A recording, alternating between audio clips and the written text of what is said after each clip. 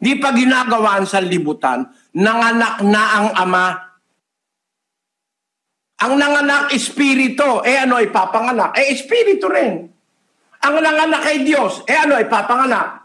Pag ang nanganak, kalabaw, kalabaw din. Pag ang nanganak ay tao, tao rin. Pag ang nanganak ay Diyos, ano ang anak?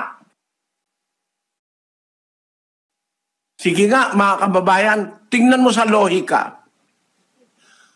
At pagkatapos, tingnan mo sa Biblia. Ang ipinanganak ng laman, laman nga, sabi ng Panginoong Hesus. Ang ipinanganak ng Espiritu ay Espiritu nga.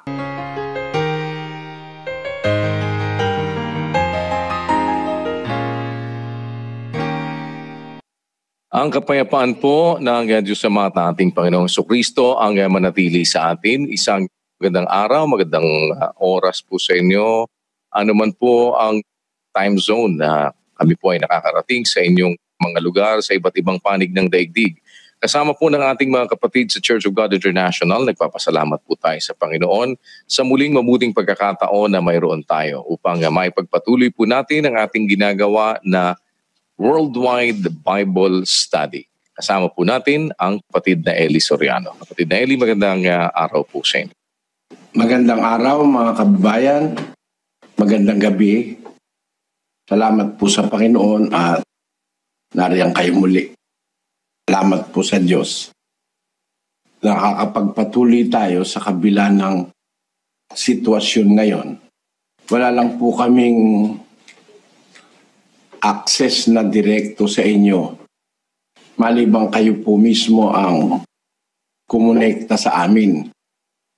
Mag-umpisa po tayong muli, mga kababayan. Kapatid na Daniel, brief lang. Ano yung ating tinapik? Ang isa pong pinupunto na natin, kapatid na Eli, ay ang sinasabi po ninyo na pagka ang Biblia ang nagsasalita ang Diyos sa Biblia, yan ay katotohanan at hindi maaaring yan ay matutulan. At inyo pong binigyan ng emphasis yung nandun sa 46 Gs ng Isaias, nagpapahayag siya ng wakas mula sa pasimula at mula na mga unang panahon ng mga bagay na hindi pa nangyayari na nagsasabi ang payo ko ay mananayo at gagawin ko ang aking buong kaligayahan. At yun pong nasa 43:13 na ako ay gagawa, sino ang pipigil?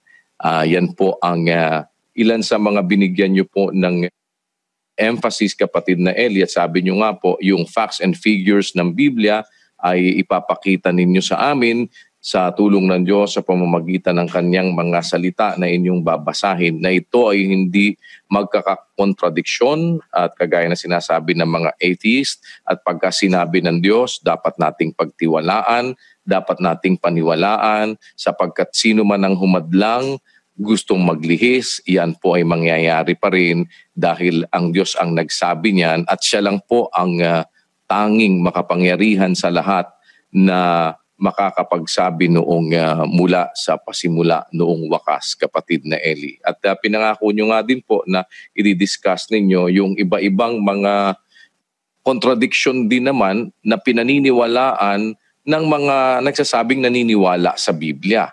Pero magkakaiba sila ng interpretasyon sa sinasabing katwiran tungkol sa ating Panginoong Jesucristo, tungkol sa Diyos, at iba pa pong mga informations na bagaman Biblia din ang gamit nila, pero iba-iba din po sila ng kanilang mga ipinaliliwanag, kapatid na Eli. Actually, yung pagdami ng ateista na hindi naniniwala sa Diyos at hindi naniniwala sa Biblia, isa sa mga pinakamalakas na dahilan niyan ay yung disagreement within the religious community na sabi nung isang relihiyon, mali kayo.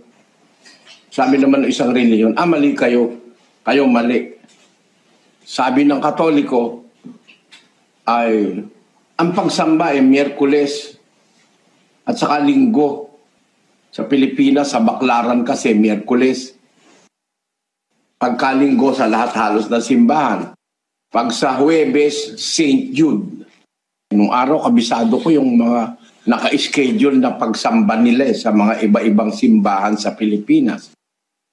tutol naman ng Sabadista na hindi ka, ang pagkakatipon araw yan ng Sabado. Pag nakipagkatipon ka ng Linggo, ang ibig sabihin niyan, ikaw ay tatanggap ng tanda ng Antikristo. Yun. Because of misinterpretations, that is, of different people who are believing in the Bible, ito ang nagiging instrumento sa pagdami ng mga hindi na naniniwala tuloy sa Biblia at pagdami ng ateista na tumatanggi na sa salita ng Diyos. Ito kaya ko gustong talakayin, mga kapatid, yung facts and figures in the Bible. Masasabi nating hindi matututulang facts. Dahil sa mga naniniwala kuno sa Biblia, pero ibinabaluktot ang Biblia. Basahin natin ang 2 Pedro 3:16. Pakinggan niyo po, mga kapatid. Gayon din naman sa lahat ng kaniyang mga sulat, na dooy sinasalita ang mga bagay na ito, na dooy may ilang bagay na mahirap unawain, na isinisinsay ng mga di nakaalam at ng mga walang tiyaga, na gaya rin naman ng kanilang ginagawa sa ibang mga kasulatan, sa ikapapahamak din nila. Pakinggan nyo yan, mga kapatid. Sa sulat ni Apostol Pablo at ng iba't iba pang mga sumulat, mayroong mga bagay na mahirap unawain. Itong mga bagay na mahirap unawain ito ang wika ay isinisinsay. Ibig sabihin ng isinisinsay, nililiko, binabaluktot ng mga di nakakaalam at mga walang tiyaga. Yung mga taong hindi matiyaga na magsaliksik, umunawa. Ibinabaluktot nila yung mahirap unawain sa Biblia. Isinisinsay nila sa kanilang sariling ikapapahamak. Sino po ang mga taong ito? Anong klase ng tao? Itong mga hindi makakaunawa at binabaluktot ang salita ng Diyos sa Biblia. Ituloy natin sa 17. Kaya nga, mga minamahal, yamang nalalaman na ninyo ng una ang mga bagay na ito, ay magsipag-ingat kayo. Baka kung mangaligaw kayo sa pamamagitan ng kamalian ng masasama, ay mga hulog kayo sa inyong sariling katiyagaan. Yung palang mga pagmamali, gawain pala yon ng mga hindi nakakaunawa. Kaya hindi naman nakakaunawa, masasamang tao. Baka maligaw kayo, ang wika ni Pedro, sa pamamagitan ng kamalian ng masasama. Tiyak na tiyak po ang mga nagtuturo ng mali sa Biblia, masasamang tao. Yan yung hinuhulaan ni Propeta Daniel na yung masasama na yan, hindi talaga yan makakaunawa. Ano man ang gawin pagbabasa ng Biblia, hindi mauunawa ito ng mga taong masasama. Kaya, kung hindi naunawa, ililihis siya. Na ang sabi doon sa versikulo 16, isinisinsay ng mga di nakakaunawa. Basahin nga natin ito sa 6 na wika na ating ginagamit para sa Pilipinas, mga kapatid na manggagawa. Ingon man sa tanan niyang mga sulat, nga kanila ginapamulong niya kining mga butanga, nga ang uban kanila, mga malisod nga sabton, nga ginatuis sa mga burong ug mga mahuyang, ingon sa ginabuhat usab nila sa uban nga mga kasulatan, ngadto sa ilang kaugalingong pagkalaglag. Tuloy natin yung 17 sa 2 Pedro sa Cebuhan. Busa kamo, mga hinigugma, sa nahibaloan ninyo kini nga daan, magmatngon kamo, aron dili kamo madala sa kasaypanan sa mga masupilon, ug mahulog kamo gikan sa inyong kaugalingong kalig-on. Antimo naman karing sabla ng sulat, sa sabiano karela deting bage adeti, akareti ating mapila na bage ang mga sakit talastasan. Ading alang balo, ampon matibe babaluktot da. Antimoing daraptan da karing aliwang kasulatan, dikil king sarili rang kasiran. Ikopin ka kung kaluguran. Yarin king babalwan nyo nung makauna deting bage, mingat kayo. Amagkang nung midala kayo, king kabalatungan dading mga rawak. Manabo kayo, manibat king sarili yung katibayan. Akasmat ti kunana, kadagiti isu amin asursurat na, no sa una kadagidjay asursurat, dagiti abanbanag, kadagiti na isao asursurat, at dadaduma abanag, anarigat nga awaten. Adagiti awan ti amuda, kadagiti dinatalged, kilkilwenda, akasmat kadagiti sabali asursurat, ama ipaay iti pakadadailan damot laeng. Dakay nga rod ay ayaten. Yan tangay amuyo dagiti abanbanag ana ipakpakauna. Agalwad kayo. Dilakot ta maikanunong kayo iti pannakaanlilaw dagiti managdakdakes ket mapasag kayo iti kinatibkeryo met laeng. Siring man sa gabos niyang surat na nagtataramdian dapit kan mga bagay na ini, na diyan may nagkapirang mapaot pagsabuton, na iyan binibiko kan mga mangmang, asin mga dai nagdadanay. Siring kan ginigibo maninda kan ibang mga kasuratan, manungod sa saindang pagkalaglag. Kaya kamo mga namumutan, na nakakaaram na kan mga bagay na ini, mag-ingat tibaad sa pagkadara sa indo kan kasalaan kan mga maraot, kamo makabuta sa saindong pagdanay. Nga nagahambal sini, subong sang ginahimo niya sa tanan niya nga sulat. May iban nga mga butang sa ila nga maiwat hangpon. Nga ginapatiko sang mga di maalam, kag mga mahuyang sa ila kaugalingon nga kalaglagan. Subong sang ginahimo Manila sa iban nga mga kasulatan. Gani, kamo mga hinigugma, nga nakahibalo nga daan, sini, mag-andam kamo, basi kung dalhon kamo sang sala, sang mga malauton, kag madula ang inyo kaugalingon nga pagkaligon. Napansin nyo mga kapatid, kahit sa ang Bibliang ginagamit sa Pilipinas, ibinabalita sa atin ng salita ng Diyos. Talagang merong mga bagay sa Biblia, mahirap unawain. Ang nangyayari, kung mahirap unawain, isinisinsay, iminamali. Sabi dun sa English, they wrestle. They wrestle the Word of God. They rest. The unstable rest as they do also the other scriptures unto their own destruction. Itong mga pagmamali ng nasa Biblia, lalo na yung mga bagay na mahirap unawain, ito ang nagiging dahilan bakit sinisiraan ang Biblia ng mga hindi naniniwala tuloy.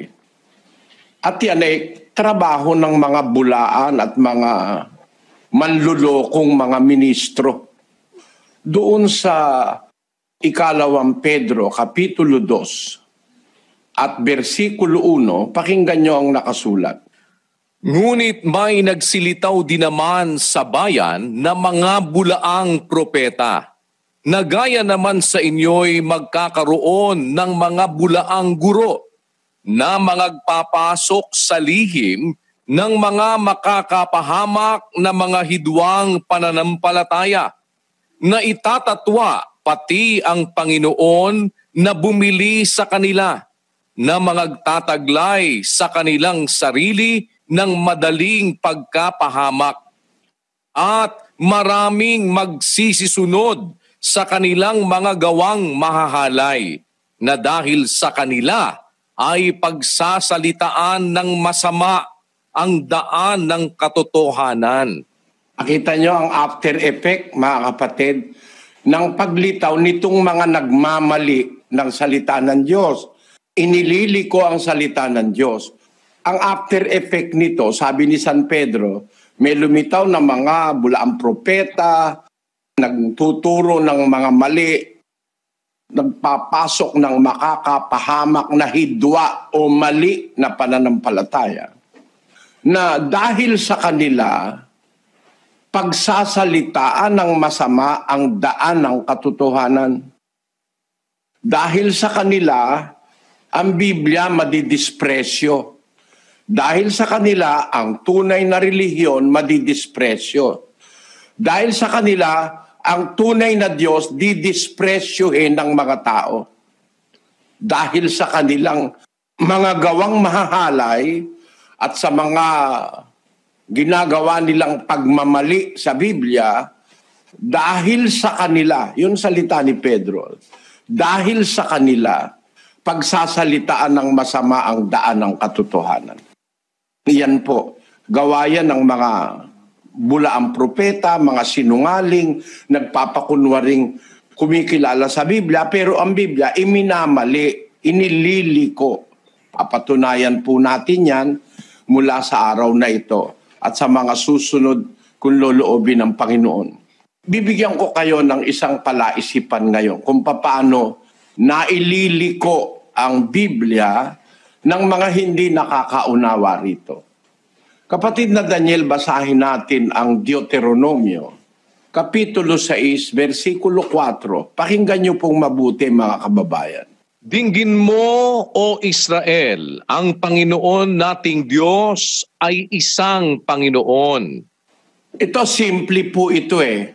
Ang nagsasalita at ang sumulat nito ay si Moises. Sabi ng sinulat ni Moises, dinggin mo, O Israel, ang Panginoon nating Diyos ay isang Panginoon.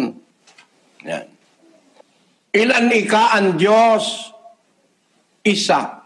Isa raw ang Diyos. Binasa yan ng oneness, isa raw ang Diyos. Sunod na konklusyon, como isa ang Panginoon ng Israel, interpretasyon nila, isa ang Diyos, isa ang Panginoon, na konklusyon, si Kristo tao. At doon naman sa mga oneness na tinatawag, no? Si Kristo yung Ama, siya pa rin yung Anak, siya pa rin ang Espiritu Santo, kasi isa lang naman ika eh. Yan. Nagka-kontra-kontra na ngayon. Kaya maglalaban ngayon ng diskusyon yung unisista o oneness, alam niyo yun siguro, na si Kristo raw mismo yung Ama, siya rin yung Anak, siya rin yung Espiritu Santo, at kalaban sila, no? Si Kristo naman tao. No? Yan po. Mag-isip kayo mga kapatid. Dahil sa isang talata na hindi nila naiintindihan at binigyan ng sariling pakahulugan, nagsanga-sanga na ang maling interpretasyon sa Biblia. Sinabi po yan sa Israel at ang sumulat niyan si Moises. Dinggin mo, O Israel, ang Panginoon nating Diyos ay isang Panginoon. Titingnan natin ang konsekwensya, bakit ganon. Galing kasi sila sa Ehipto, mga kababayan. Sa Ehipto, marami po silang Diyos doon. Napakarami. Migit kumulang mga 10 o mahigit pa. Pwede ba nating ilagay sa screen yung mga Diyos ng mga Ehipsyo? There were over 2,000 names of gods in ancient Egypt. Some images of ancient Egyptian gods and goddesses show them with a human body and the head of a bird or an animal. Animals were chosen to represent the powers of the god. Top 10 most worshipped ancient Egyptian gods. Ano-ano raw sila, kapatid na Daniel? Amun-Ra, the hidden one. Mut, the mother goddess. Osiris, the king of living. Anubis, the divine embalmer. Ra, the god of sun and radiance. Horus, god of vengeance. Thoth, god of knowledge and wisdom. Hathor, goddess of motherhood. Sekhmet, goddess of war and healing. Geb, god of earth. Ang mas popular sa mga Diyos ng mga Ehipsyo ay 10. Yan ay nakita ng mga Egyptologists doon sa mga inscription, sa mga monumento, sa mga building, sa mga tomb, yung mga hieroglyphics na pinag-aaralan ng mga Egyptologists. So we are sure, sa Egypt, marami silang Diyos. Ngayon, nung alisin ng Diyos ang Israelita sa Ehipto, dadalhin doon sa lupang pangako, sinabi ng Panginoon sa kanila, sa pamamagitan ng sulat ni Moises, dinggin mo, Israel, ang Panginoon nating Diyos ay isang Panginoon. Kailan po sinabi ito? Pag-alis nila sa Ehipto, na nasanay silang naririnig sa mga Ehipsyo, maraming Diyos. Pagdating nila na nakaalis na sila sa Ehipto, ibinibigay na ni Moises sa kanila doon sa paglalakbay nila sa ilang papunta sa lupang pangako. Ipiniprepare na sila ng Diyos na makakilala ng katotohanan. Kaya idiniklara ni Moises, Israel, ang Panginoon nating Diyos ay isang Panginoon. Ngayon, tingnan nyo ang komplikasyon, mga kapatid. Bakit sinasabi? Ang intensyon para burahin sa mga kaisipan ng mga Israelita, baka sa kanila mayroong natitirang paniniwala na nanggaling sa Ehipto. Alam nyo po kung bakit ko sinabi. Kahit na sila'y tinuturuan na ni Moises, meron silang diwa na naka-attach sila sa Ehipto. Isipin mo naman, 430 years sila sa Ehipto. The Egyptians may have inculcated in the minds of some of the Israelites to accept their traditions, wrong beliefs, etc. Kaya yun nga ang ipinaghihinanakit ng Diyos. Nang alisin sila sa Ehipto, naalis sila, yung kanilang katawan naalis, pero yung kanilang puso naiwan sa Ehipto. Sa 7:39 ng Gawa, pakinggan nyo nakasulat. Sa kaniya'y ayaw magsitalima ang ating mga magulang, kundi siya'y kanilang itinakwil at sa kanilang mga puso'y nangagbalik sa Ehipto. Ano? Parang ang puso nila, kung ano yung nasanayan nila sa Egypt, nandun yung puso nila. Para bang, yan mga figurative na mga salita, no? Mga matatawag nating mga salitang hindi naman literal eh. Ang kanilang puso bumalik sa Ehipto. Parang yung kanta na, alam ko yun galing sa intelligent mind eh. Yung kanta na, Realize, when she left that day, along with her, she took my heart. Ano nga kanta yun, kapatid na Daniel? Alam mo ba yun? Rhythm of the Rain po. Ayun. Rhythm of the Rain. Listen to the rhythm of the falling rain. Telling me just what fool I've been. I wish that it would go and let me cry in vain and let me be alone again. The only girl I care about have gone away, looking for a brand new start. But little does she know that when she left that day, along with her she took my heart. Ayun. Along with her, she took my heart. Para bang yung puso, nadala kung saan. Ganun ang sinasabi ng salita ng Diyos sa mga Israelita. Ayaw siyang sundin ang kanilang puso, naalis man sila sa Ehipto, naiwan yung puso, bumalik sa Ehipto. Yan po. Kaya makikita natin ang logic na merong mga tao sa Israel nung araw, kung nasanay silang maraming mga Diyos ang Ehipto, Yun pa rin ang kanilang, para bumabalik sila sa Ehipto. Hindi nila basta malimutan yung Ehipto. Sabi pa nga nila doon sa bilang, naaalala natin yung kinakain nating isda. No? Basahin na natin 11:5 ng bilang, kapatid na Daniel. Ating naaalaala ang isda na ating kinakain sa Ehipto na walang bayad, ang mga pipino at ang mga milon at ang mga puwero at ang mga sibuyas at ang bawang. Nakikita nyo, ang Biblia talagang totoo no? Pati yung sentiments ng tao, alam ng Biblia, ilarawan Ang kanilang puso, bumalik sa Ehipto. Pati kanilang pag-iisip, bumalik sa Ehipto. Naaalala natin ang mga isda, kinakain natin, walang bayad. Mga pipino, mga milon, mga puwero, mga sibuyas at bawang. Their memories going back to Egypt, as well as their hearts are going back to Egypt. Kaya, para maalis sa kanila yung diwang nakuha nilang espiritong mali sa Ehipto, agad ipinaaalaala ng Diyos sa pamagitan ni Moises. Dinggin mo, Israel, sabi ng Biblia. Ang Panginoon nating Diyos ay isang Panginoon. Yan ngayon ang kinuha para sabihin si Kristo tao. Isa lang ang Diyos, isang Panginoon.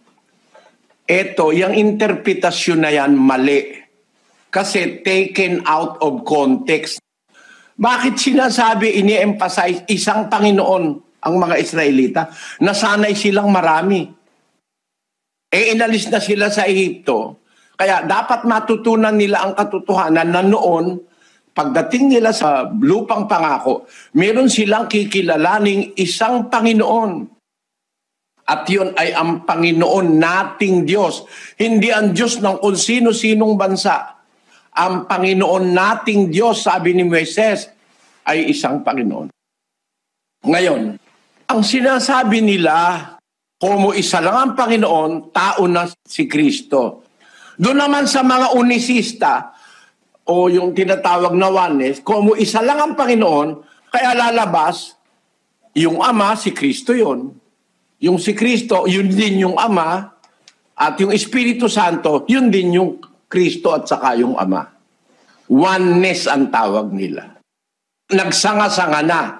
Kaya meron ngayong magbabautismo, ayaw nang gamitin yung bautismo sa pangalan ng Ama, ng Anak at ng Espiritu Santo. Isang pangalan lang daw, kasi isa lang naman Alin yun? Pangalan ni Jesus. Yon. Nakita nyo kung gaano kakomplikado, mga kapatid. Pero pag-aralan natin kung nakakaunawa ang isang magtuturo ng sinasabi ng Biblia, hindi magkakaroon ng mga ganong mga contradictory interpretations of the Bible. Para maintindihan lang ng ating mga kababayan, basahin natin ang 6:4 sa iba-ibang wika. Kapatid na technician. Magpatalinghog ka, O Israel. Ang Ginoo nga atong Dios, maoy usa lamang ka Ginoo. Pakiramdaman mo, O Israel, ing Ginoo ake katang Dios, metong yang Ginoo. Denggem, O Israel, ni Apo a Diyos tayo, iso ti maysa a Apo. Danguga, Israel, an kagurangnan sa tuyang Diyos, an kagurangnan sa sana. Pamatii, O Israel, ang Ginoo nga aton Dios, isa ka Ginoo lamang. Alam niyo mga kapatid, para bang napakalaki ng aking obligasyon sa inyong lahat na nakikita ko yung gravity ng pagkakaligaw ng mga tao kasi pag ginamit itong sitas na ito na kinuha out of context, hindi i-consider na kaya sinasabi ito, maraming mga Diyos sa Ehipto. Magkakaroon nga ng iba-ibang interpretasyon Na yung interpretasyon na yon, kokontra sa ibang talata ng Biblia. Kasi yung salita, dinggin mo o Israel, ang Panginoon nating Diyos ay isang Panginoon. Ang Panginoon nating Diyos ay isang Panginoon. Aanyayahan ko kayo sa mas malalim. Baka hindi masyadong maabot. Magbabaw muna tayo. Ang Panginoon nating Diyos ay isang Panginoon. Sabi ng nakasulat na isinulat ni Moises. Ngayon, kung isang Panginoon, kaya isa ang Diyos, isa lang ang Diyos, at ang iba, hindi na Diyos, tao na. Kaya si Kristo, tao na. Nako, tindi ng pagkakatanino. Pero kung atin pong diringgin, ito, deklarasyon, pagkaalis nila sa Ehipto. Pero, nung nasa promised land na sila, ang mga hari ng Israel, kagaya ni Haring David, may idiniklara sa pamamagitan ng Espiritu Santo na hindi pwedeng magkamali dahil from the Holy Spirit, lumabas ito sa bibig ni David. Sinasabi ito po sa 111 ng awit. Sinabi ng Panginoon sa aking Panginoon, umupo ka sa aking kanan, hanggang sa aking gawing tungtungan mo ang iyong mga kaaway. Ayan, ang nagsasalita po rito si David. Sinabi ang wika ng Panginoon, sa aking Panginoon, umupo ka sa aking kanan, hanggang sa aking gawing tungtungan mo ang iyong mga kaaway. Ito po sinabi ni David sa udyok ng Espiritu Santo. Na si David pala, mayroon dalawang Panginoon. Yung isang Panginoon ang nagsasalita, yung isang Panginoon naman ang sinasabihan.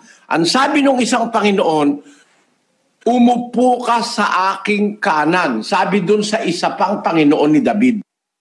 So, dalawa ang Panginoon ni David. Ito'y sinabi sa udyok ng Espiritu Santo. Basahin natin sa Gawa ng mga Apostol. Anag ng authority ng Biblia. Ito po ang nakasulat. Sa 2:33 ng Gawa. Palibhasa nga'y pinarangal ng kanang kamay ng Diyos at tinanggap na sa Ama ang pangako ng Espiritu Santo, ay ibinuhos niya ito na inyong nakikita at naririnig. Sapagkat hindi umakyat si David sa mga langit, datapwat siya rin ang nagsabi, sinabi ng Panginoon sa aking Panginoon, maupo ka sa kanan ko, hanggang sa gawin ko ang mga kaaway mo na tungtungan ng iyong mga paa. Kung napansin nyo, itong sinasabing ito ni David ay udyok ng Espiritu Santo. Kung uumpisahan natin sa 2:33 uli, kapatid na Daniel. Palibhasa nga'y pinarangal ng kanang kamay ng Diyos at tinanggap na sa Ama ang pangako ng Espiritu Santo, ay ibinuhos niya ito na inyong nakikita at naririnig. Sapagkat hindi umakyat si David sa mga langit, datapwat siya rin ang nagsabi, sinabi ng Panginoon sa aking Panginoon, maupo ka sa kanan ko, hanggang sa gawin ko ang mga kaaway mo na tungtungan ng iyong mga paa.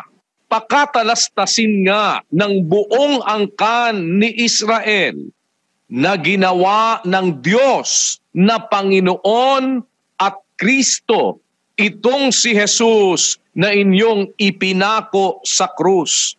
Amen. There was a time nang ipinakilala ni Moises ay isang Panginoon sa mga Israelita nung kakalabas-labas nila sa Ehipto. Pagkaraan ng maraming daang taon na nandoon na sila doon sa Promised Land, meron ng mga nakalipas na panahon ng mga hukom, sumunod na ang panahon ng mga hari. Nung naghari si David, kinilos si David ng Espiritu Santo para sabihin, Sinabi ang wika ng Panginoon sa aking Panginoon, umupo ka sa kanan ko. Abay, dalawa pala ang Panginoon ni David. Paano nagkaganon? Samantalang ang unang deklarasyon sa Israel, isa lang ang Panginoon, nilang Diyos. Ba't ngayon dalawa ang binabanggit ni David? Ipinapaliwanag po ito ngayon ng bagong tipan, ng authority ng bagong tipan ang mga apostol.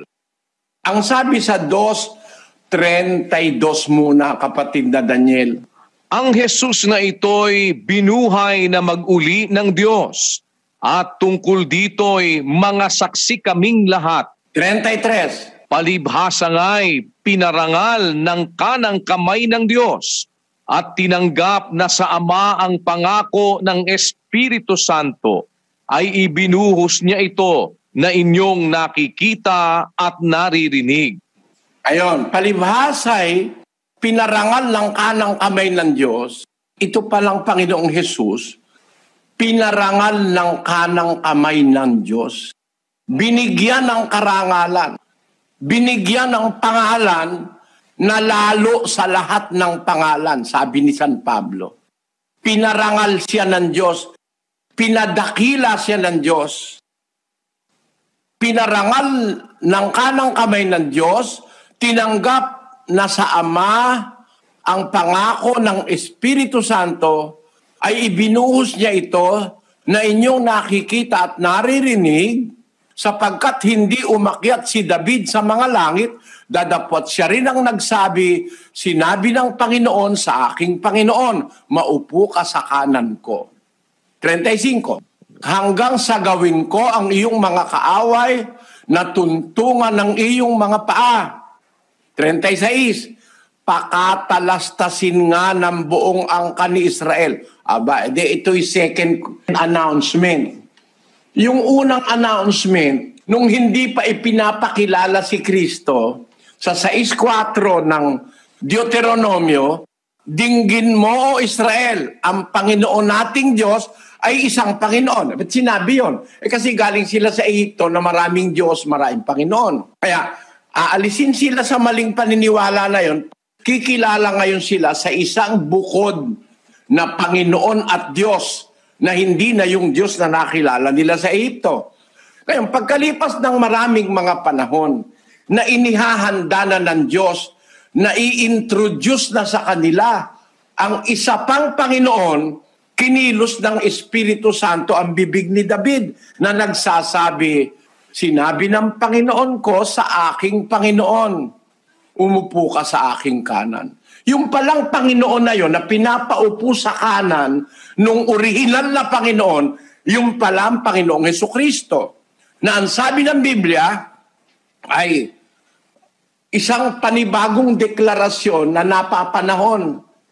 Napapanahon, hindi contradiction ito. Bakit? Sabi naman ni Pedro, pakatalastasin nga ng buong angka ni Israel. Ang Israel pa rin ang pinag-ukulan nito sa umpisa, na ginawa ng Diyos na Panginoon at Kristo itong si Jesus na inyong ipinako sa krus. Meron bang contradiction? Ba't dalawa ang Panginoon ni David? Kasi nung umpisa na sinabing isang Panginoon, ang Diyos nila isang Panginoon, hindi pa pinakikilala yung anak. Pero dumating ang panahon that at the age of maturity, sa panahon ng mga apostol, inintroduce na yung anak at may batayan ang mga apostol kasi as early as the time of David the king, ipinahayag na ng Espiritu Santo na may dalawang Panginoon, ang Israel. Na nung umpisa sinabi na isa lang, kasi hindi pa pinapakilala yung isa . Nung dumating na ang panahon, kailangan ng ipakilala sa pamamagitan ng prophetic pronouncement o paunang sabi, sinabi na ni David, sinabi ng Panginoon sa aking Panginoon, umupo ka sa aking kanan. Ito ay dikta ng Espiritu Santo kay David. Hindi pwedeng mali ito na pagiging isang Panginoon, magiging dalawa ang Panginoon ni David. Naging dalawa ang Panginoon ni David at magiging dalawa ang Panginoon ng bansang Israel. Bakit? Yung isa, yung original na Panginoon, gumawa ng isa pang Panginoon. Tutol ka ba ron? Pakatalastasin nga. Yung salita, pakatalastasin. Pay attention. No? Treat this with your heart. Pakatalastasin nga ng buong angkan ni Israel na ginawa ng Diyos na Panginoon at Kristo, itong si Jesus na inyong pinako sa krus. Ginawa palang Panginoon si Kristo. Ano man naman ang tutol mo kung gumawa ang Diyos ng isa pang Panginoon? Magkakakontra ba yun? Hindi. Ba't sabi sa umpisa, isa lang? Isa lang talaga. Totoo yun. Gumawa siya ng isa pang Panginoon. Ano, pakialam mo?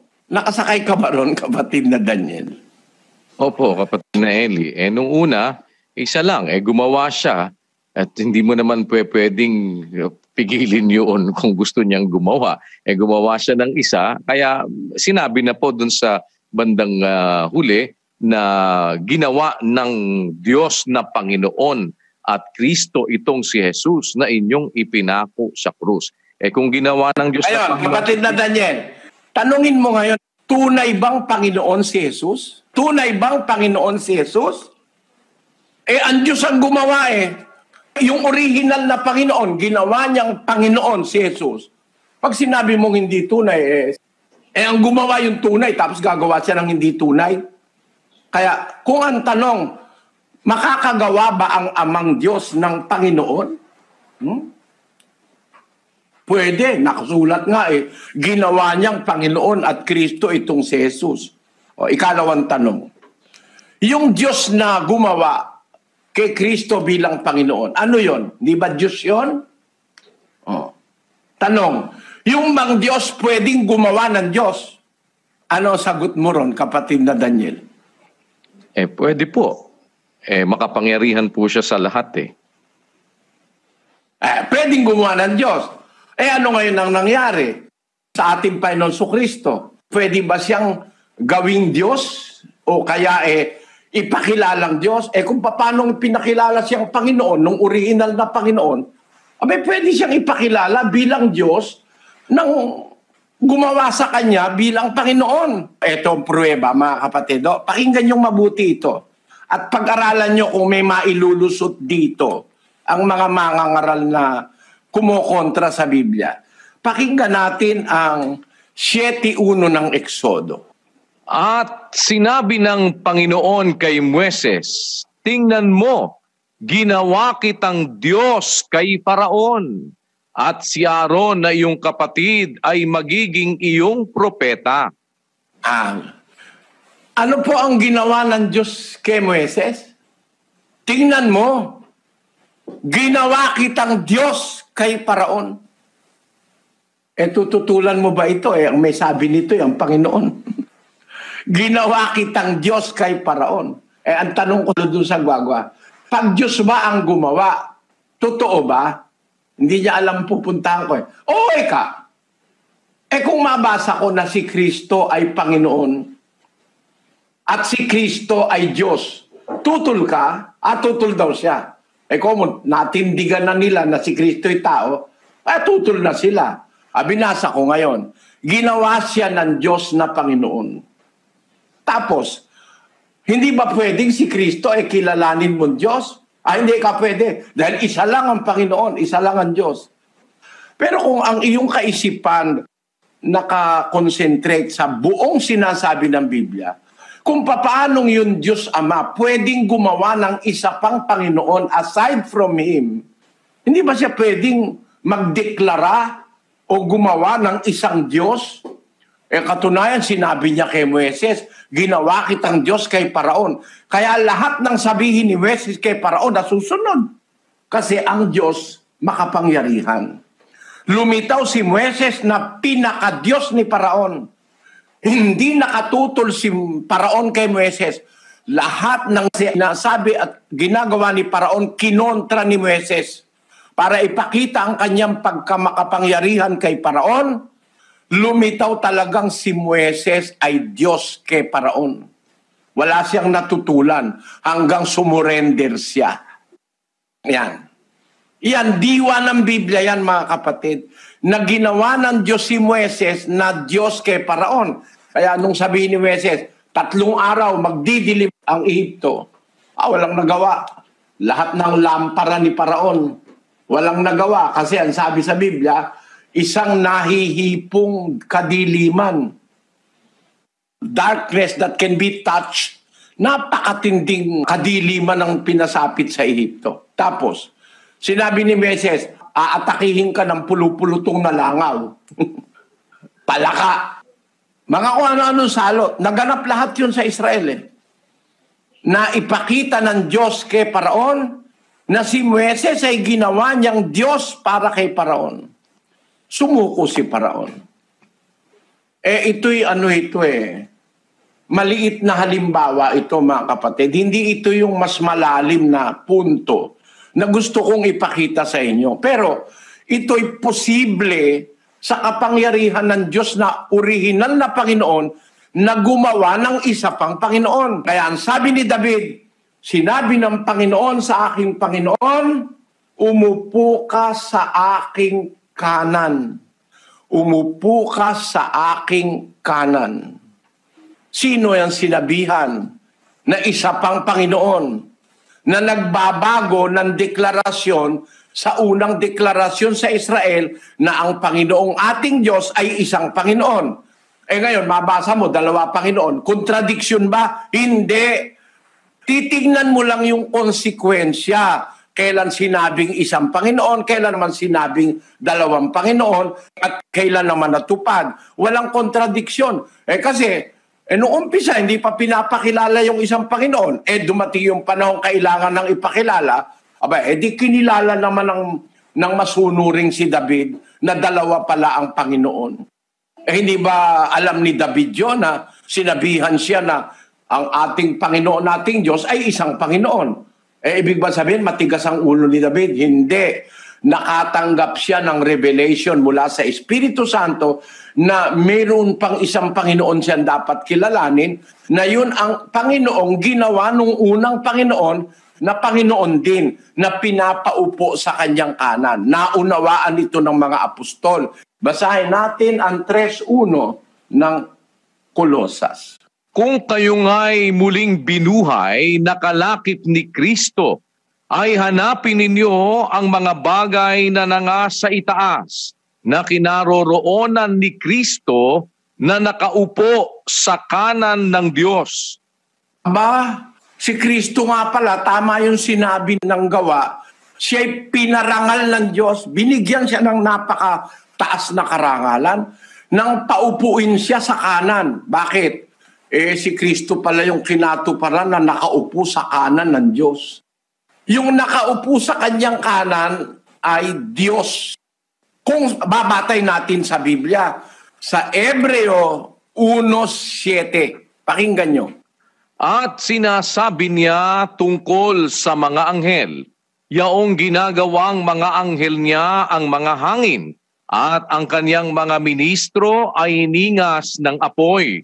Sabi ni Pablo, nagsasalita yung Ama na ang sabi ng Ama tungkol sa mga anghel, yan ay mga espiritu, mga hangin. No? Ngayon, ano naman ang sabi ng Ama tungkol sa anak? Sa 8, kapatid na Daniel. Ngunit tungkol sa anak ay sinasabi, ang iyong luklukan, O Diyos, ay magpakailanman.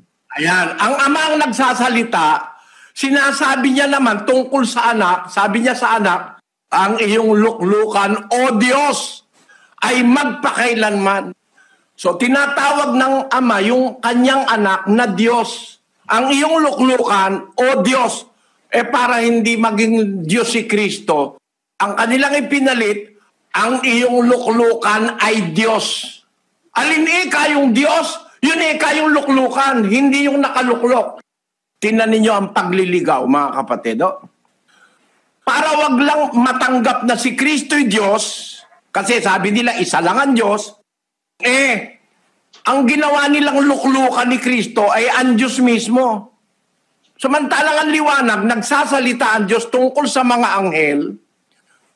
Yung mga anghel pala, ginawa ng Diyos, espiritu, parang hangin. At yung anak naman, sinasabi niya, ang iyong luklukan, O Diyos, sinasabi ng Ama ito sa anak, ang iyong luklukan, O Diyos, ay magpakailanman. May luklukang itinakda ang Ama sa kanyang anak na magpakailanman. At ang tawag niya doon sa lulukluk, sa luklukan na yon, ay Diyos yung kanyang paluluklukin. Kagrado niya, kagrado. Kung paanong siya na nakalukluk sa trono ay Diyos, pauupuin niya sa kanyang kanan ay Diyos. Nakikita niyo mga kapatid? Para tanggihan ito, inalis yung O Diyos, kundi ang ginagawa nila ngayon, ang iyong luklukan ay Diyos. Ipinakikilala nila yung kanilang Kristo na walang galang. Sukat upuan mo yung Diyos mismo. Tao ka lang. Sa kanila, tao si Kristo Sukat upuan mo ang Diyos mismo. Hindi naman sinabing umupo ka sa akin. Ang sinabi, umupo ka sa aking kanan. Hindi yung Diyos ang uupuan. Ang uupuan yung kanan. Ito ngayon ang paliwanag para lusutan yung katotohanan ng nasa Biblia. Binago nila yung pagkakahanay ng sitas. Kahit nga gawin mong English Ang sabi doon sa Hebrews 1:8, but unto the Son he said, Thy throne, O God, is forever and ever. Thy throne. The Lord God the Father is speaking to the Son. Thy throne, O God. Hindi naman nakalagay dyan, Thy throne is God. Biblyang English pa kayo. Pinalitan nyo rin Thy throne, O God. Hindi nakalagay, Thy throne is God. Ang nakalagay, Thy throne, O God, is forever and ever. Speaking to the Son, the Father said, Thy throne, O God, is forever and ever. It is not written as, Thy throne is God forever and ever. Ano ba naman pangmamali yan? Sabi mo, Biblyang English. Ba't mo minamali? Mali na sa grammar, mali pa sa logic. Kasi hindi naman doon pinapaupo sa Diyos si Kristo Ang ibig daw sabihin ng Diyos doon, yung Diyos daw, yung luluklukan, hindi yung luluklok. Lalong napasama. Bakit? Abay, biro mo yung Diyos Ama, luluklukan. Ang luluklok tao. Kristong tao na walang galang sa kanyang Ama, luluklok mismo sa kanya. Para patunugin lang na ang Diyos yung luklukan at hindi yung luluklok ang Diyos. Samantalang sa Espiritu ng Biblia, yung luluklok hindi sa Diyos, luluklok sa kanan ng Diyos. Sa kanan, ang ibig sabihin nun, pag pinapaupo ka sa kanan, binibigyan ka ng karangalan. Sabi ni Pedro, pinarangal siya ng Diyos. No? At dahil pinarangal siya ng Diyos, ginawa siyang Panginoon. At ipinakilala siyang Diyos. Ang iyong luklukan, O Diyos, ay magpakailanman. Ang liwanag nun At yun pagpaparangal ng Diyos sa kanya, 8:1 ng Ebreo. Ang kinauuwian nga ng mga bagay na aming sinasabi ay ito. Mayroon tayong isang dakilang saserdote na nakaupo sa kanan ng luklukan ng karangalan sa mga langit.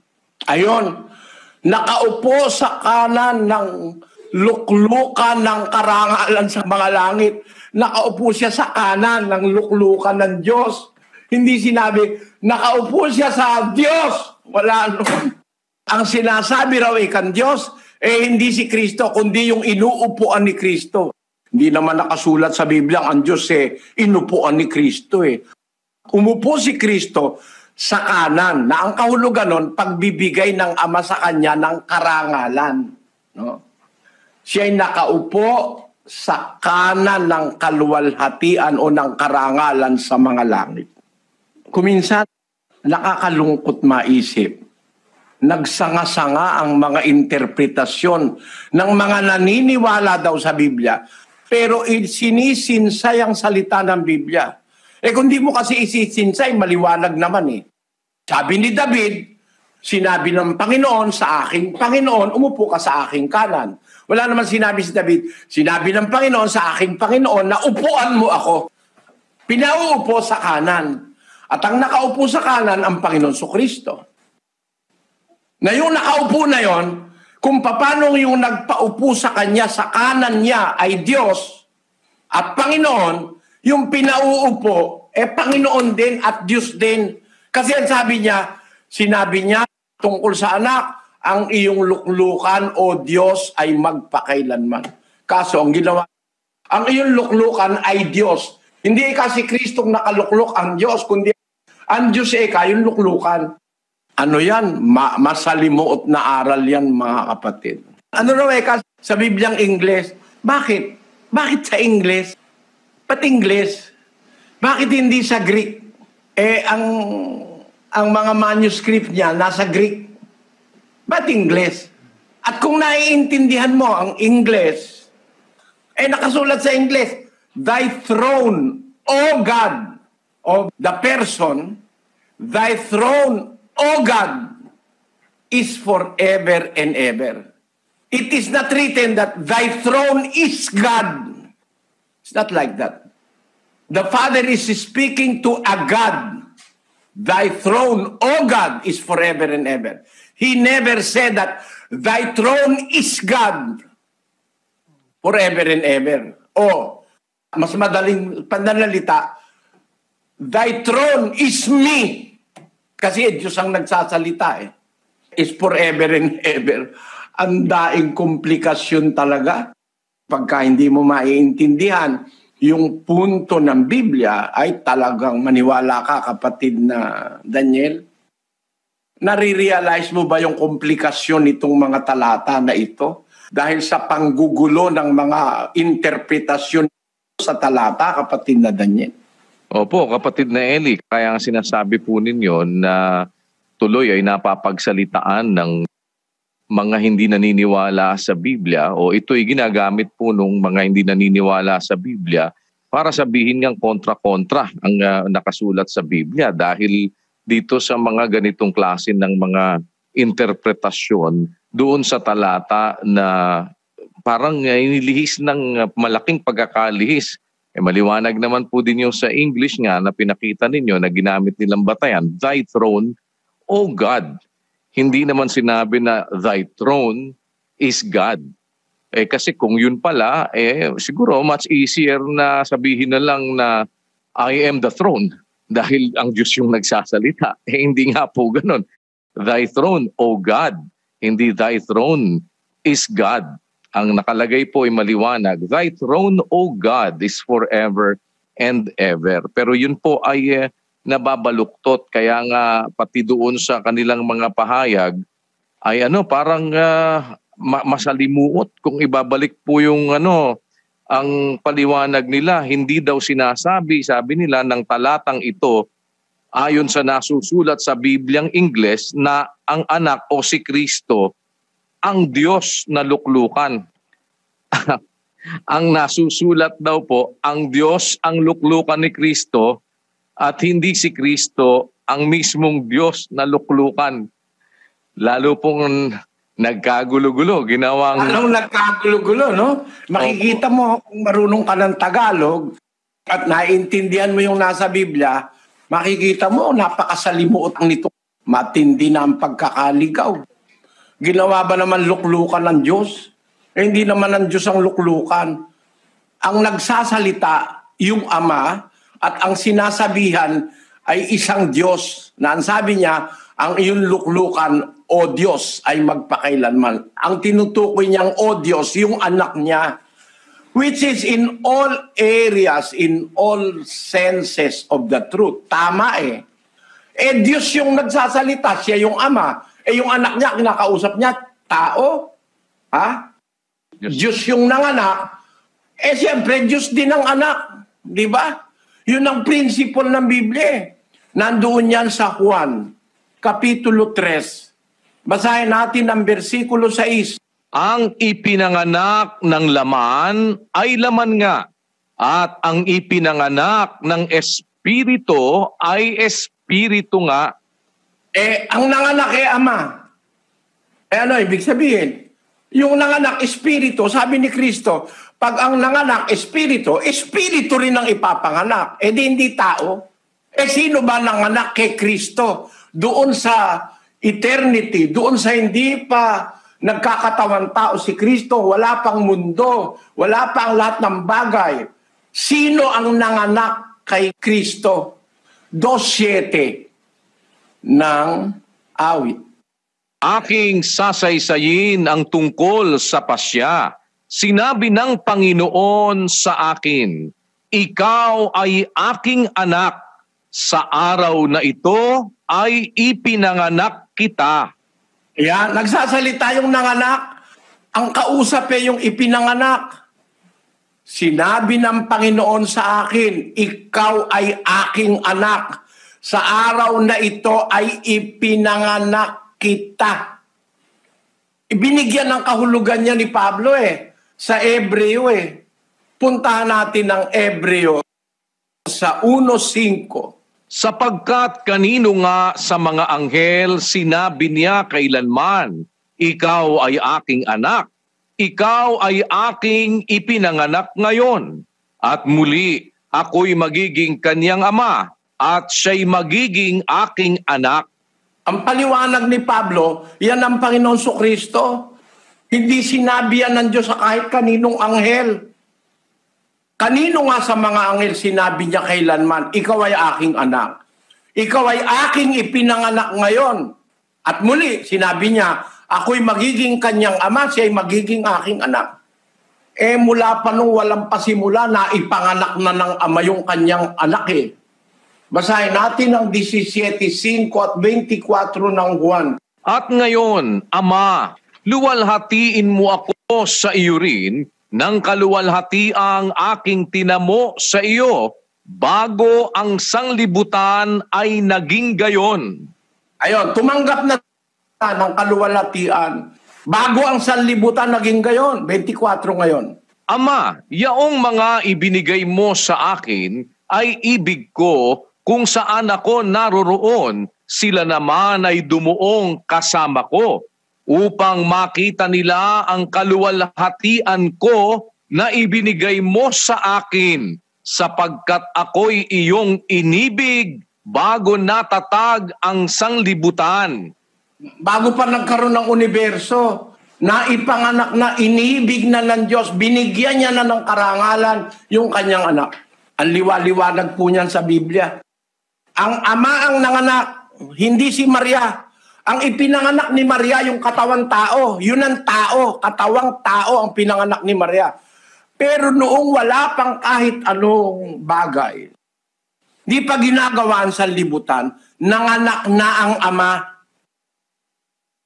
Ang nanganak, espiritu. Ano ipapanganak? Espiritu rin. Ang nanganak ay Diyos. Ano ipapanganak? Pag ang nanganak, kalabaw, kalabaw din. Pag ang nanganak ay tao, tao rin. Pag ang nanganak ay Diyos, ano ang anak? Sige nga, mga kababayan, tingnan mo sa lohika. At pagkatapos, tingnan mo sa Biblia. Ang ipinanganak ng laman, laman nga, sabi ng Panginoong Hesus. Ang ipinanganak ng Espiritu ay Espiritu nga. Kaya doon sa Spirit world, nanganak ang Diyos. Ang kanyang ipinanganak, yung tinatawag niyang bugtong na anak niya. Hindi naman pwedeng sabihin bugtong na anak ni Maria kasi may kapatid si Kristo sa laman Yung salitang bugtong na anak ng Diyos, uma-apply yun kay Kristo in the spiritual sense. Sapagkat noong bago palalangin ang sanlibutan, ipinanganak na ng Diyos ang kanyang anak. Bakit? At pinanganak, hindi ginawa, hindi nilikha. Bakit ipinanganak? Basahin natin ang 1:18 ng Juan, kapatid na Daniel. Walang taong nakakita kailanman sa Diyos. Ang bugtong na Diyos na nasa sinapupunan ng Ama, siya ang nagpakilala sa Kanya. Ayan, tinan niya mga kababayan, ibabahagi ko sa inyo itong katotohanan sabi ng Biblia. Walang tao nakakita kailanman sa Diyos. Sabi ng Biblia yun. Inspired by the Holy Spirit. Kasi ang mga nakasulat sa Biblia, inspired by the Holy Spirit. Walang taong nakakita kailanman sa Diyos. Ang bugtong na Diyos, itinranslate ito sa English, the only begotten Son. Bugtong, kasi ang kahulugan sa Tagalog ng bugtong, only. Bugtong ikayan eh. Sabihin, yun lang. No man hath seen God at any time, the only begotten Son. Yan ang pagka-translate sa English at pagka-translate sa iba-ibang wika. Pero sa original pong Griego, hindi po begotten Son ang nakalagay. Ang sabi sa Griego, hindi ko lang alam pronounce ito. Sabi sa Griego, Theon odeis eoraken popote monogenes theos. Monogenes theos. Ang kahulugan, kung tatagalugin mo na eksakto sa Tagalog, bugtong na Diyos. Hindi sinabing bugtong na anak, kundi bugtong na Diyos. No?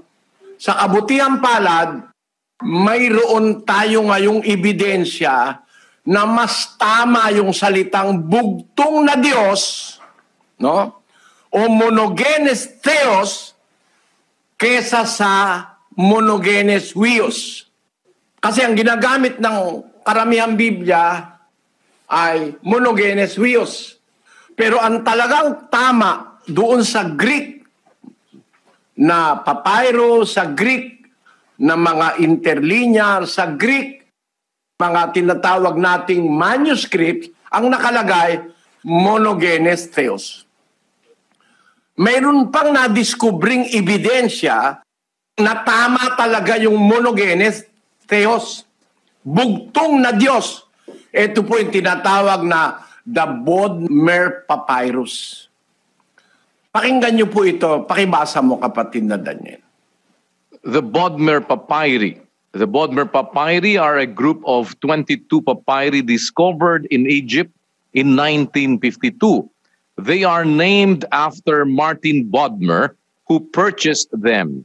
The papyri contain segments from the Old and New Testaments, early Christian literature, Homer and Menander.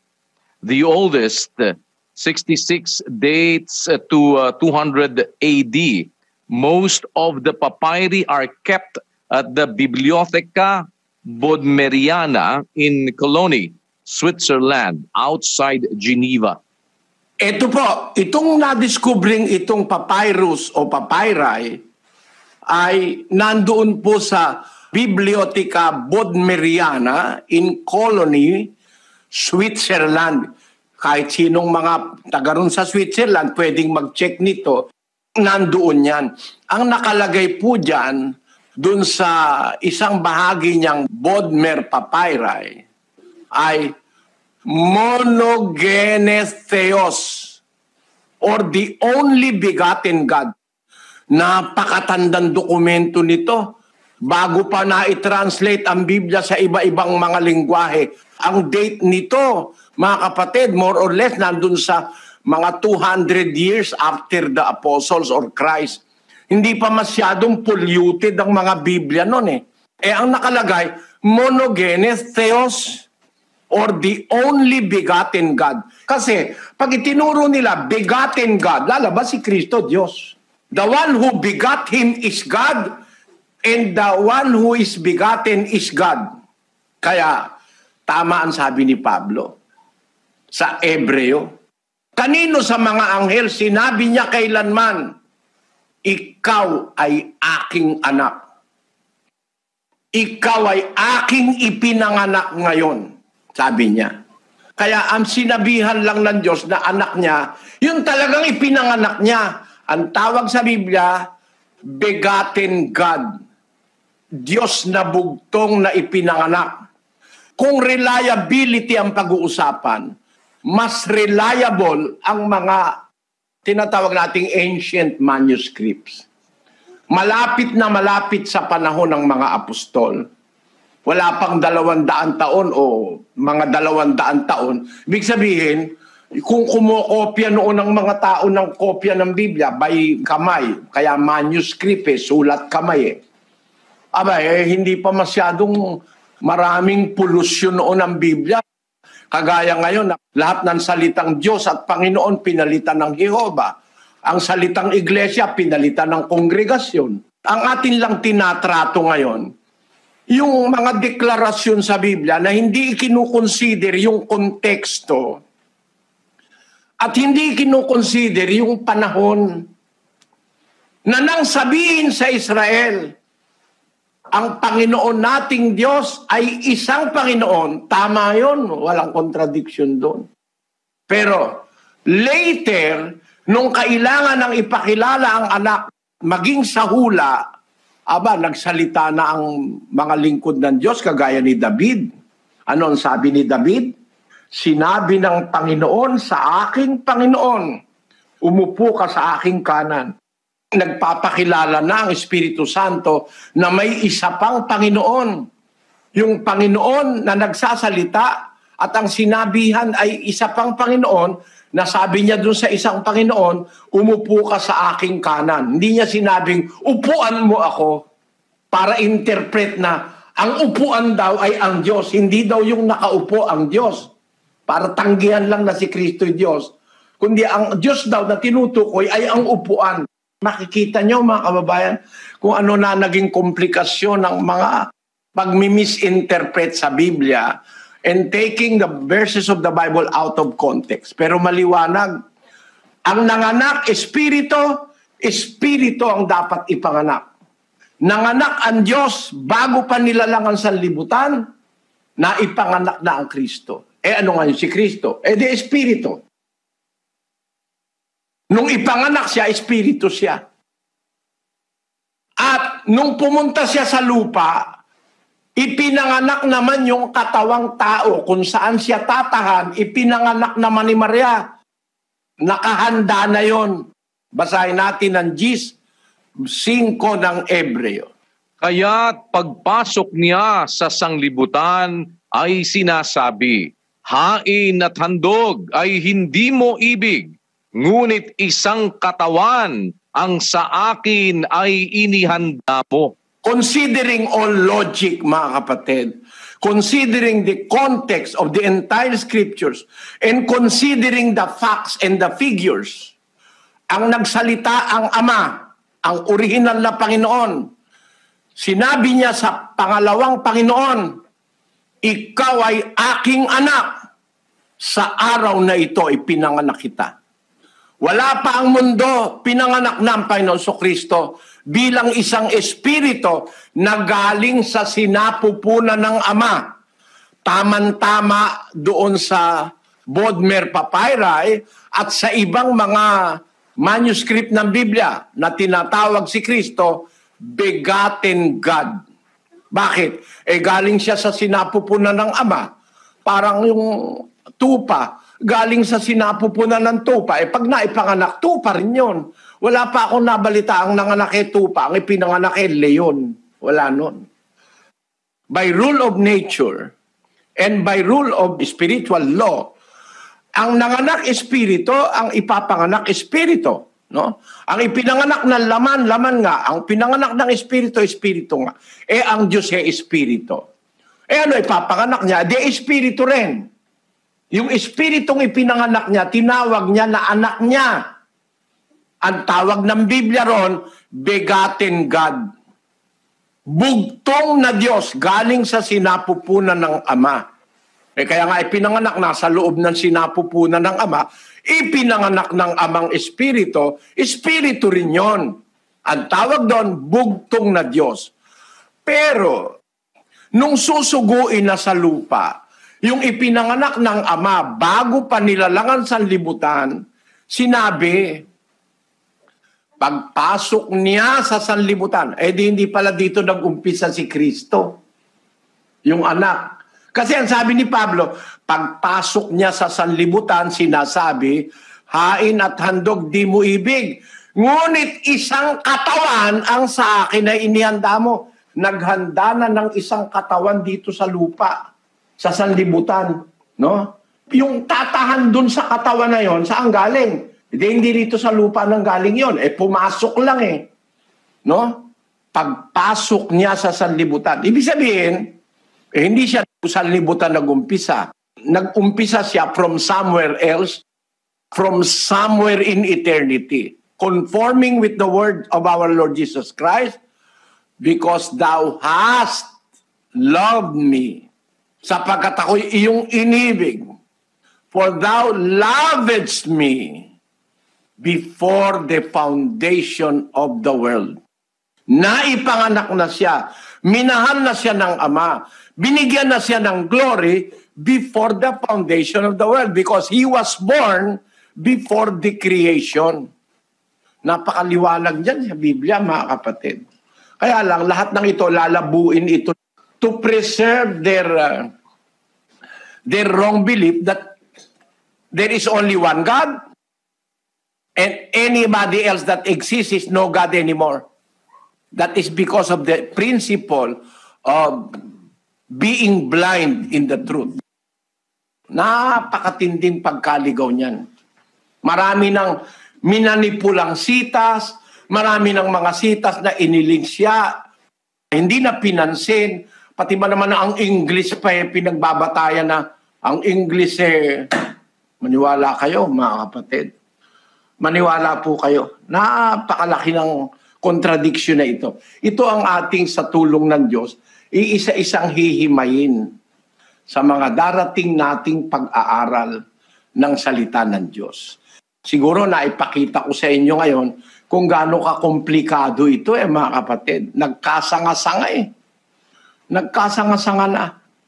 Dahil lang sa preconceived idea na si Kristo ay tao, pipilipitin na yung mga sitas. Hindi natatanggapin na ang luklukan, yung kanan, hindi ang Diyos. Kasi sabi ng Diyos, lumukluk ka sa aking kanan. Para mapalitaw na ang Diyos yung luklukan, pinalitaw nila, ang Diyos ang iyong luklukan. Hindi naman sinabing ang Diyos ang iyong luklukan Ang sinabi, ang iyong luklukan o Diyos.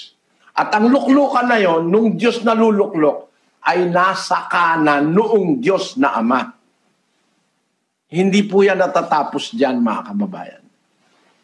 We are going to treat this more specifically, always regarding the context and the idea and the spirit of the Holy Scriptures.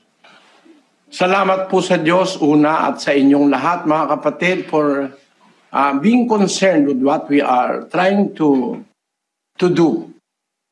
Sana po, tuloy-tuloy lang kayo. Salamat po sa inyong matiyagang pagsubaybay. Samahan nawa tayong lahat ng espiritu ng katotohanan para wag tayong maging biktima ng pagliligaw sa ating panahon. At umaasa po kami na kung ayaw nyo man sa amin, di nyo makursunada ang aming mga mukha, at hindi naman kami pogi kagaya ng iba, ako, paniwala ko, walang pinakamaganda kundi yung salita ng Diyos Yung kabanalan, yung katotohanan ng sinasabi ng Diyos sa Biblia. Sana po yun ang abangan nyo. Ang tingnan nyo, yung kagandahan ng kabanalan na sinasabi sa Biblia. Yung nasa aklat ng Awit 29:2, pakibasa mo bilang huling talata ngayon, kapatid na Daniel. Ibigay ninyo sa Panginoon ang kaluwalhatiang marapat sa kanyang pangalan. Inyong sambahin ng Panginoon sa kagandahan ng kabanalan. Ayon. Worship the Lord in the beauty of holiness. Kagandahan ng kabanalan. Bago po tayo maghiwa-hiwalay, tayo magpasalamat sa pamagitan ng isang panalangin. Manalangin po tayo, mga kapatid. Panginoon naming Diyos, Amang makapangyarihan sa lahat, sa pangalan po ng aming Panginoong Hesukristo, tanggapin mo po ang aming taus-pusong pagpapasalamat sa iyo pong paggabay sa amin upang aming matutunan ang iyong banal na kalooban. Alam po naming hindi namin kayang maunawa sa ganang aming mga sarili lamang ang iyong banal na kalooban kung hindi mo ito bubuksan sa amin. Ama, salamat po sa iyong mga pagtuturo upang maituwid kami sa aming mga maling paglakad at mga maling pananampalatayang na taglay namin sa nakaraang panahon ng aming mga buhay. Sana po ay pagtiyagaan mo na kami, akayin mo kaming lagi sa iyong katotohanan. Magpala ka po at samahan mo ang mga sumusubaybay sa aming mga pag-aaral. Sana po maunawaan din nila ang iyong banal na kalooban. Tawagin mo po, Panginoon, upang magkasama-sama kami sa matuwid na paglilingkod sa iyo. Huwag mo po silang pababayaan. 10 ng kanilang mga sangbahayan at mga mahal sa buhay. Kasangkapanin mo rin sila, Ama, upang makarating sa aming mga kapwa-tao ang iyong mga kabutihan. Magpala ka po sa mga kapatid namin na laging karamay sa iyong banal na gawain. Tulungan mo po kami sa aming sama-samang paggawa upang maitanyag ang iyong karangalan sa lahat. Sa iyo po namin ipinagtatagubilin ang lahat sa amin. Mangyari nawa sa amin ang ibig mo. Marami pong salamat, Panginoon, sa pangalan ng aming tagapagligtas na si Kristo Jesus. Amen.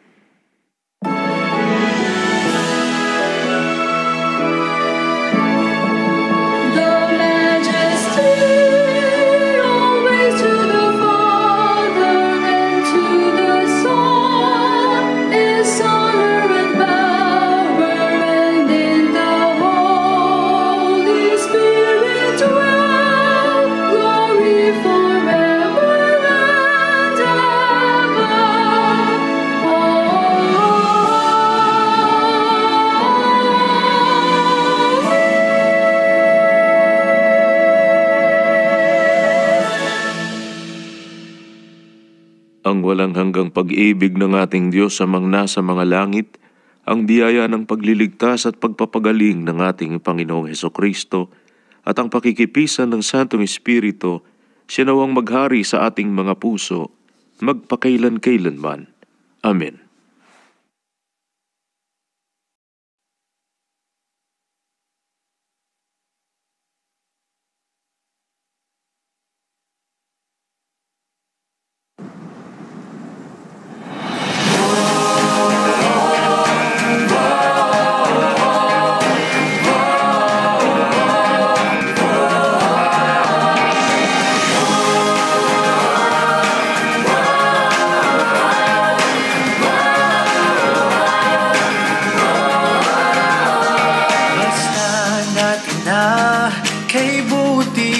ligaya, pagkakaisa sa bayang pinagpala, isang binubuklod ng pag-ibig na dakila. Aral ni Kristo'y ibinabandila. Kristiyano